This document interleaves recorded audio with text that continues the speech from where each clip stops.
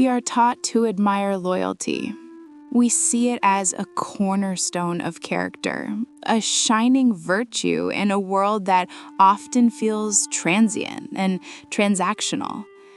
It is the unwavering hand in the storm, this steady voice in the cacophony of doubt. We write stories about the loyal friend, the devoted partner, the faithful employee. We celebrate the dog that waits for its owner, the soldier that stands by their comrades. Loyalty, we are told, is the glue of civilization, the purest expression of love and commitment. It is a promise made solid, an anchor in the unsteady sea of human connection. But what if that's not the whole story? What if the brightest virtues cast the longest shadows? Maybe you know someone like this, someone who stays long after the warmth has left a relationship, someone who defends a friend, a family, or a company, even when they know deep in their bones that something is fundamentally wrong. They absorb the excuses, they rationalize the betrayals, they carry the weight of disappointment as if it were their own. From the outside, it can look like weakness. It can even look like self-destruction. And perhaps you are that someone.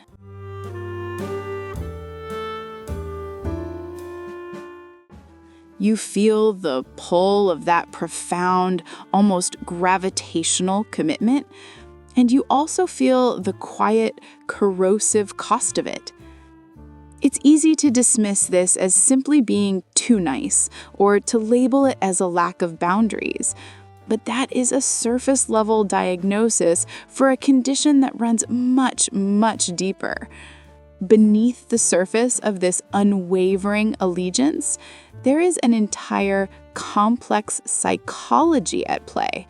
This isn't just devotion, it is a deeply ingrained survival mechanism, a silent, often painful negotiation with the world. This is the dark side of loyalty.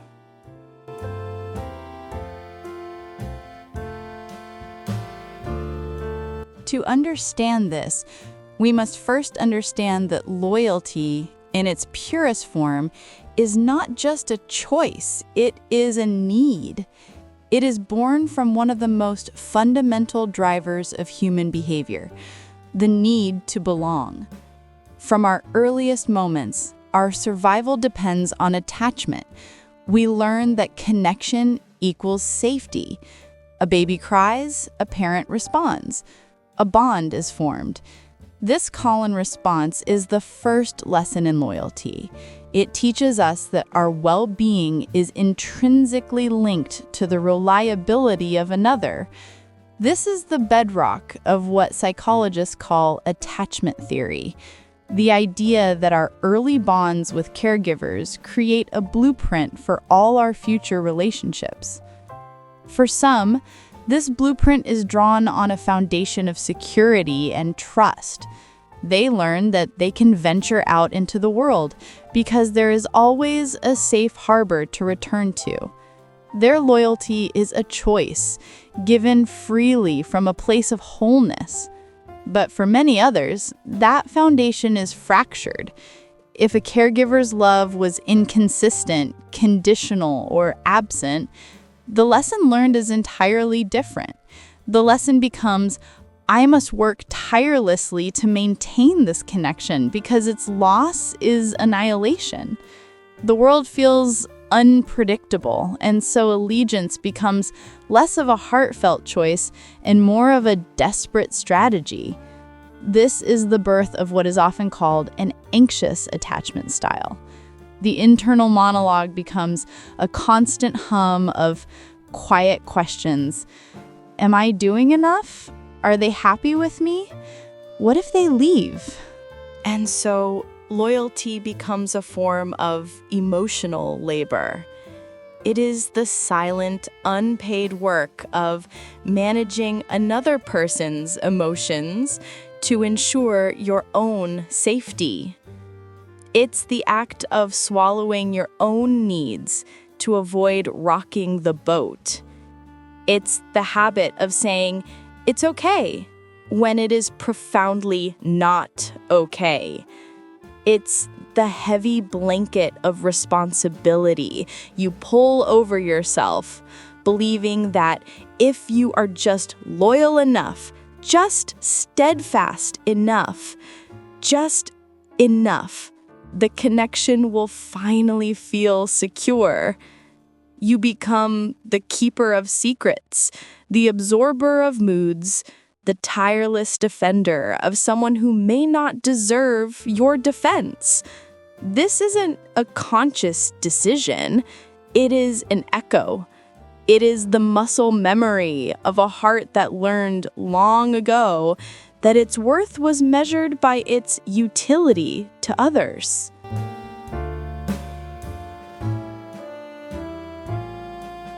Think of it this way. Imagine a house where the foundation is unstable. Over time, the inhabitants learn to walk in a very particular way. They learn which floorboards creak, which doors stick, which walls tremble. They adapt.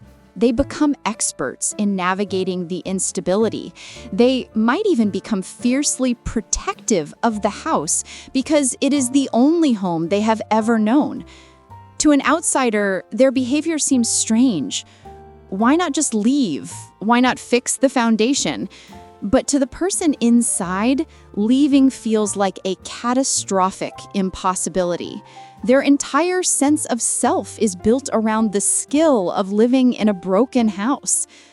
Unhealthy loyalty operates on the exact same principle. The relationship, the family, the workplace, it is the broken house. And your unwavering loyalty is the intricate, exhausting dance you have perfected just to keep the walls from caving in. This is where a powerful psychological force comes into play. Cognitive dissonance.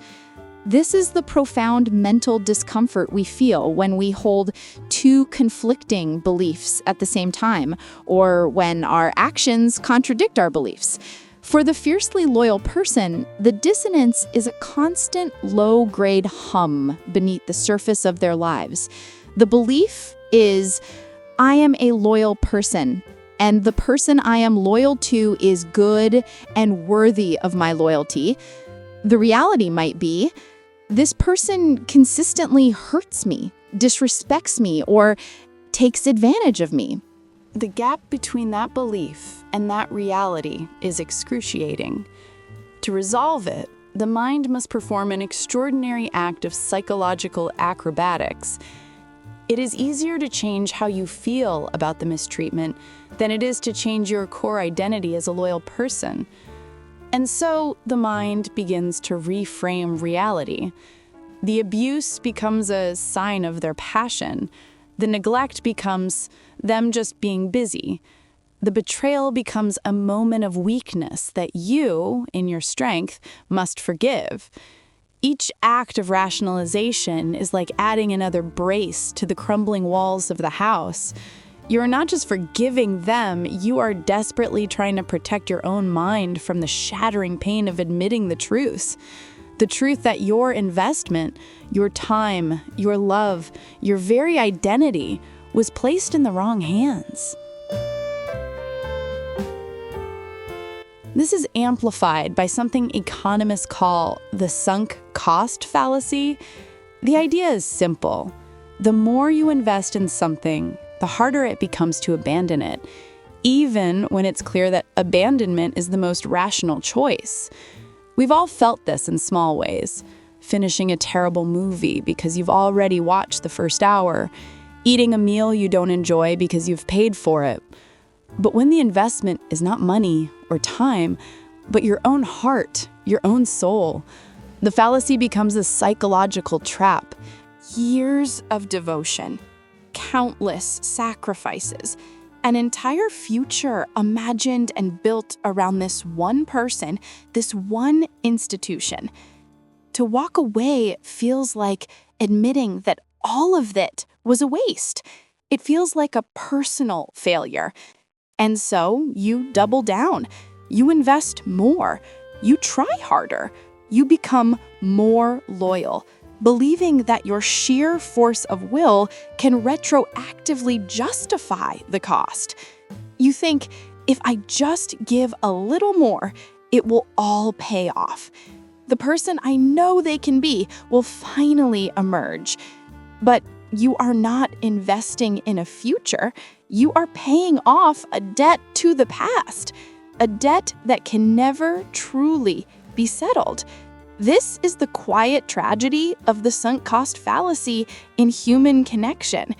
It turns loyalty from a gift into a prison, where the only warden is your own history. There is another layer to this, one that is even more insidious. Sometimes the loyalty isn't just to a person, but to a state of being. This often takes the form of what is known as trauma bonding.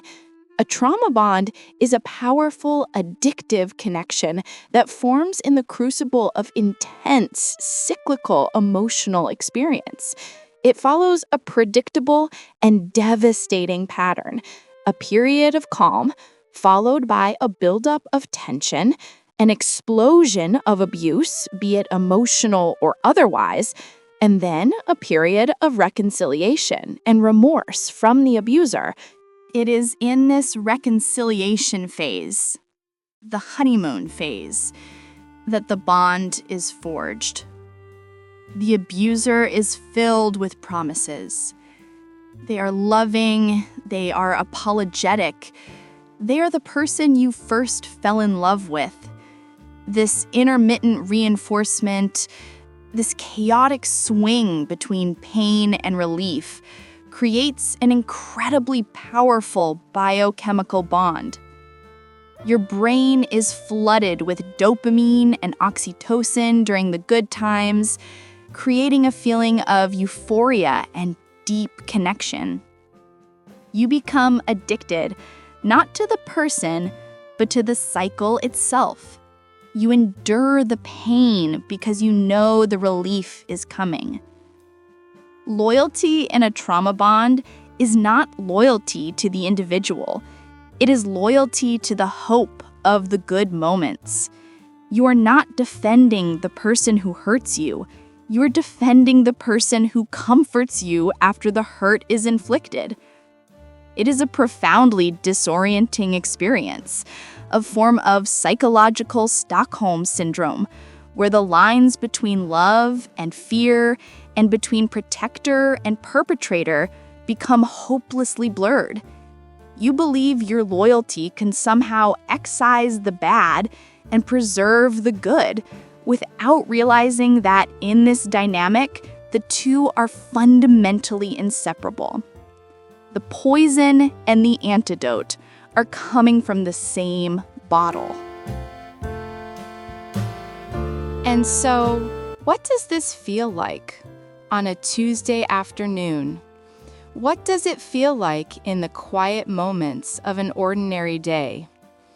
It feels like your phone lighting up with their name, and a simultaneous jolt of anxiety and relief. It feels like meticulously crafting a text message to avoid setting them off. It's the rehearsed story you tell your friends to cover for their absence or their behavior. It's the flash of anger you feel, not at them, but at the person who dares to criticize them. It's the hollow feeling in your chest when you are alone, the gnawing awareness that the peace you feel is temporary, that the other shoe is always about to drop. It's the exhaustion, the deep soul-level fatigue that comes from constantly being on high alert. You become a hyper-vigilant observer of micro-expressions, of shifts in tone, of the subtle atmospheric changes that signal an impending storm. Your own inner world becomes a secondary concern. Your dreams, your hobbies, your needs, they are all placed on a shelf, gathering dust, waiting for a time of peace that never quite seems to arrive. You may even begin to feel a strange sense of pride in your resilience. You tell yourself, no one else could handle this. No one else understands them like I do. This belief, this perceived specialness, becomes another bar in the cage.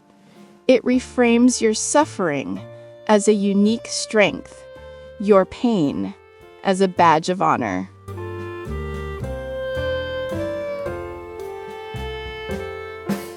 This is the ultimate paradox of the dark side of loyalty. The very behavior that is eroding your sense of self is simultaneously propping it up. Your identity becomes intertwined with your role as the loyal one, the strong one, the one who stays. Who would you be without this person to fix? Without this cause to defend? Without this chaos to manage? The question is so terrifying that, for a long time, it is easier to endure the familiar pain of the present than to face the unknown emptiness of a future without it. The loyalty becomes a shield against a deeper fear, the fear of being alone, the fear of being insignificant, the fear of discovering that you gave the best parts of yourself to someone who was never worthy of them. But here's the truth you need to hear. This is not a weakness. It is not a character flaw. This profound capacity for loyalty, even when it is misplaced, is a sign of something deep and powerful within you. It is a testament to your enormous capacity to love, to hope, and to see the best in people. It speaks of a heart that was built for connection, a spirit that understands the sacredness of a promise. In a world that encourages detachment and cynicism, you chose to believe. You chose to commit. You chose to pour yourself into something with the radical hope that your love could be a transformative force. That is a form of courage. The problem was never with the loyalty itself. The problem was with its direction. You were watering a rock, hoping it would grow into a flower. You were pouring your light into a black hole.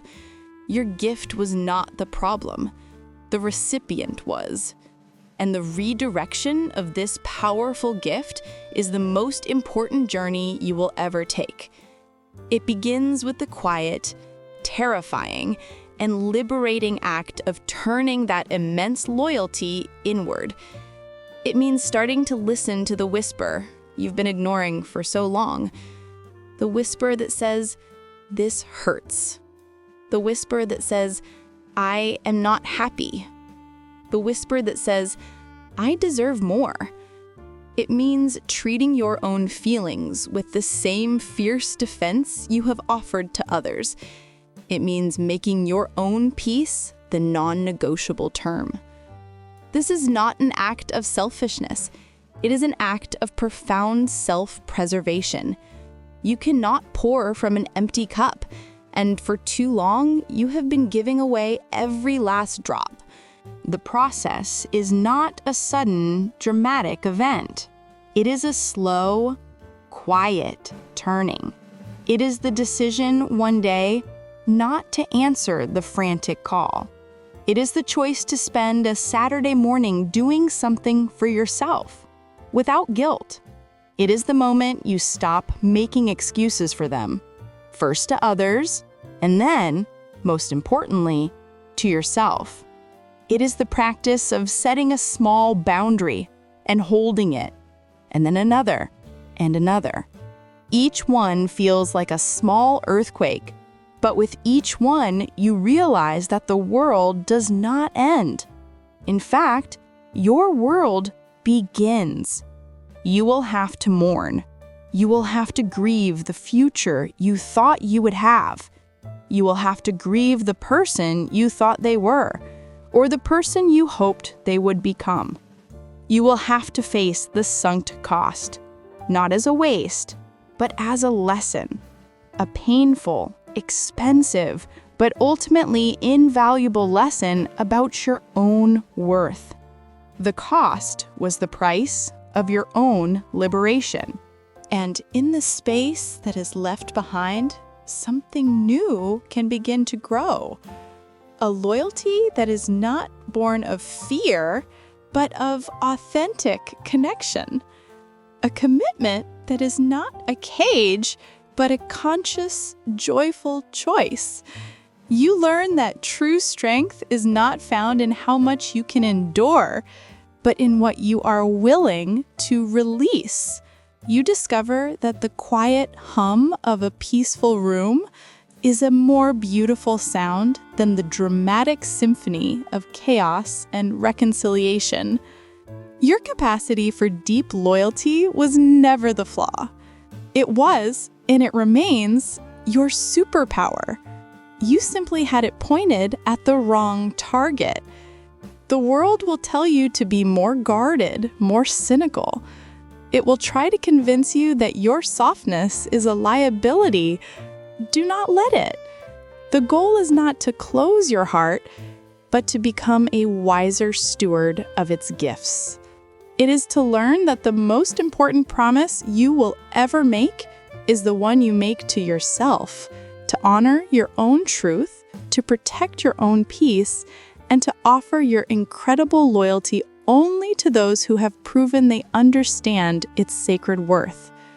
So the next time you feel that familiar pull, that instinct to defend, to fix, to endure, pause, take a breath, and ask yourself a simple question. Is this loyalty serving my soul, or is it merely soothing my fear? The answer will not always be easy, but it will always be true. And in that truth, you will find not an ending, but the quiet, steady, and liberating beginning of a loyalty that finally includes you.